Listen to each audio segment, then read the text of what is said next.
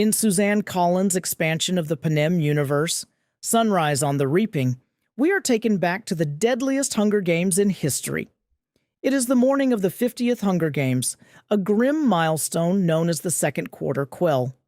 This chart shows how the Capitol celebrates this specific anniversary. They demand double the usual number of tributes, dragging 48 children into the arena. In District 12, Haymitch Abernathy wakes up on his 16th birthday. He dresses in shorts made from government flour sacks, a small detail of a life defined by poverty and making every resource count. He is grounded by three profound ties to his home: his mother, his 10-year-old brother, Sid, and his girlfriend, Lenore Dove. The day meant to mark his birth becomes the day his home district draws the names for his potential execution. At the reaping ceremony, Haymitch's name is pulled from a massive pool of candidates. 3 other District 12 youths are selected to join him: Wyatt, Luella, and a merchant's daughter named Mesa Lee.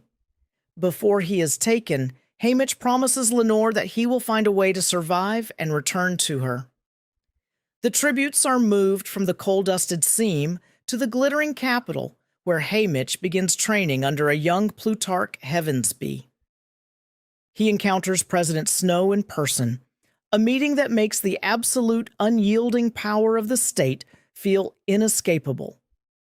Observing the Capitol's cold efficiency, Haymitch recognizes that brute strength is dwarfed by the state's engineering. Survival will require navigating a system designed specifically for attrition.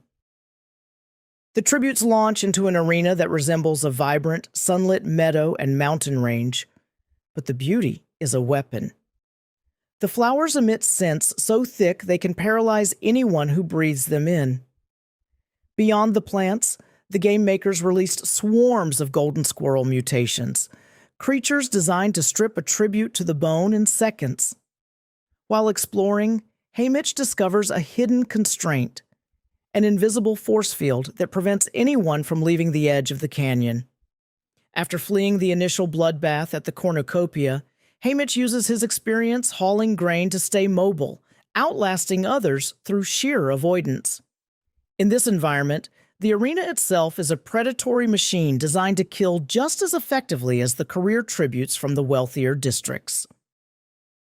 Haymitch forms a strategic alliance with his district mate, Mesa Lee. Together, they watch as the other District 12 tributes, Luella and Wyatt, are systematically eliminated from the games. The alliance ends in tragedy when Mesa Lee is fatally mauled by mutations, leaving Haymitch alone as one of the final 2 survivors. In the final confrontation, a bleeding and exhausted Haymitch faces Silka, a highly trained career tribute who holds every physical advantage. Knowing he cannot win a direct fight, Haymitch retreats toward the canyon. He positions himself exactly at the edge, luring Silka into the narrow space between her blade and the invisible force field. Silka throws her axe with lethal intent. Haymitch drops to the ground, allowing the weapon to strike the barrier and ricochet backward, killing his opponent with her own strike. Haymitch secured his victory in the deadliest games by weaponizing the very barrier meant to keep him contained.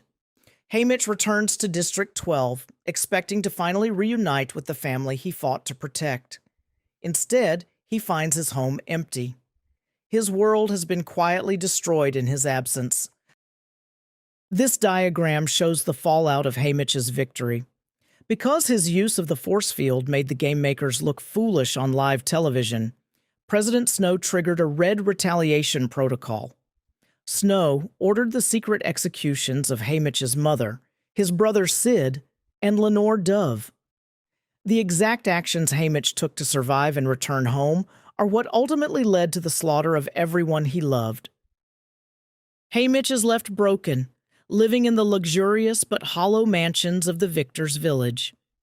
He uses alcohol and sleep syrup to drown out the memory of Lenore and the guilt of being the only one who came back. Every year on his birthday, he wakes up to face a new reaping, a cyclical reminder of the day his life was stolen. As the only living victor in District 12, he is forced to mentor generations of children who are destined to die, eventually leading him to Katniss Everdeen. Haymitch's life demonstrates the capital's most enduring weapon, the fact that in Panem, survival is often just a different kind of sentence.